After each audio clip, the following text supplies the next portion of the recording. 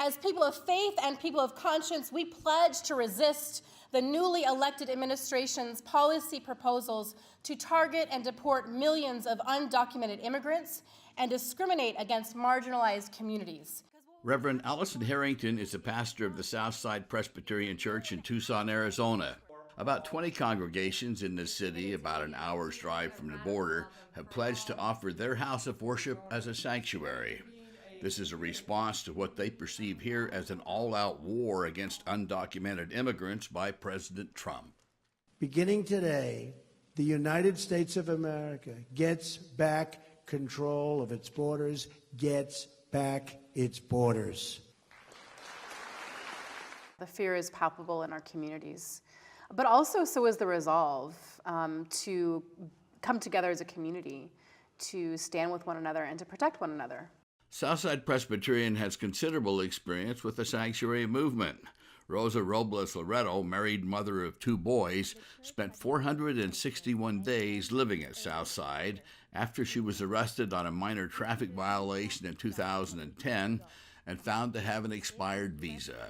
I've always lived with this fear. We've always been trying to follow the rules. It was a very sad experience.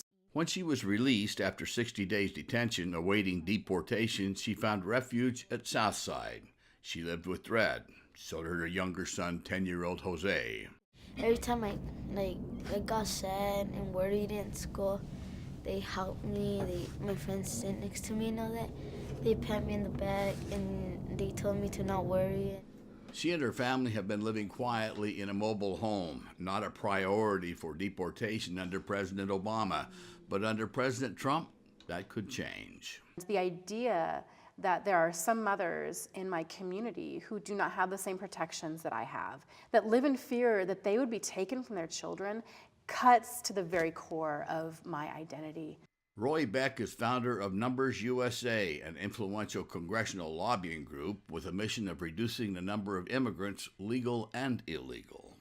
I do feel that sanctuary churches are undermining the rule of law, which is the cornerstone of a just society. Every country has immigration policies, and the main reason you have immigration policies is to protect the vulnerable workers of your country. That's a just law. My scriptures command me, don't ask me, but command me to stand with those who are being persecuted, those who are being oppressed. My scriptures mandate me to work for justice. My scriptures mandate me to put my faith into action, otherwise my faith is dead. My faith has helped me to live day by day and to feel that God is with me and with us.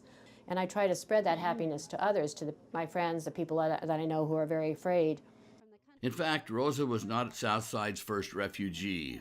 The sanctuary movement started here over 35 years ago when John Fife was the pastor.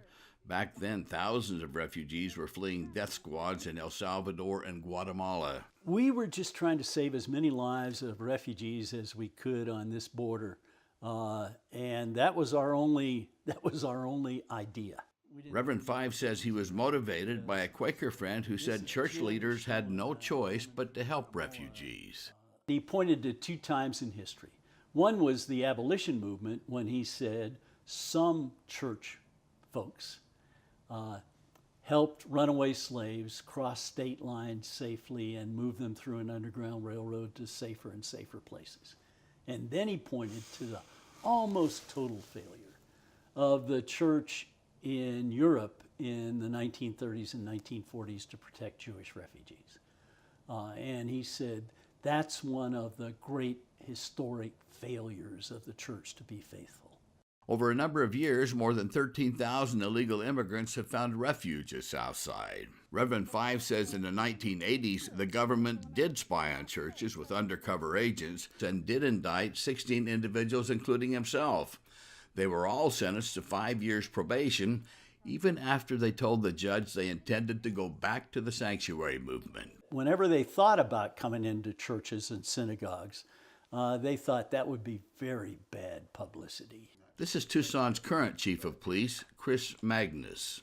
Even putting the issue of immigration aside, Just the idea of doing law enforcement inside a church or place of worship, or a mosque, whatever it might be, is really strikes me as a very, very bad proposition. Our order also does the following: cracks down on sanctuary cities. It won't be easy for the new administration to crack down on illegal immigration. More than 500 cities and counties have policies that limit cooperation with federal immigration authorities. Of course, they risk losing federal funding if they don't cooperate. The real battle will likely take place in church sanctuaries. 700 congregations have already signed up. More are expected. Our intention has been for many years to be as welcoming a community as possible to all of our residents, regardless of their documentation status. We do not make inquiries about that status. Our goal is the safety of the community, and so we would want anyone, certainly who is the victim of a crime, who witnessed a crime, or who could help us even prevent a crime, to feel comfortable working with the police. The cause of illegal immigration is primarily businesses who break the law by hiring an illegal workforce. We entice people to endanger their lives by sending these signals that actually it's okay to break the law. And if you come, you'll probably be rewarded. The Sonora Desert is a beautiful, desolate, and dangerous place. Hundreds, thousands of immigrants make their way through here each year. Bob Feynman knows. He works for a faith-based organization called Humane Borders, depositing troughs of water for desperate immigrants. But on this day, someone had stolen the water trough. So it's gone, I take it. They're going to cross whether you like it or not, and we just don't want them to die, which is why we put water here. But obviously those that vandalize us don't feel the same way about having them die. What keeps bringing him back, he says, is his faith. Didn't spend a whole lot of time paying attention to the rabbis when I was in religious school as a child, but the one thing I remember was the Seder every year at Passover, the Exodus. We were the ones that walked around in circles following Moses for all those years. People here are walking around in circles, facing an uncertain future and facing death as we did.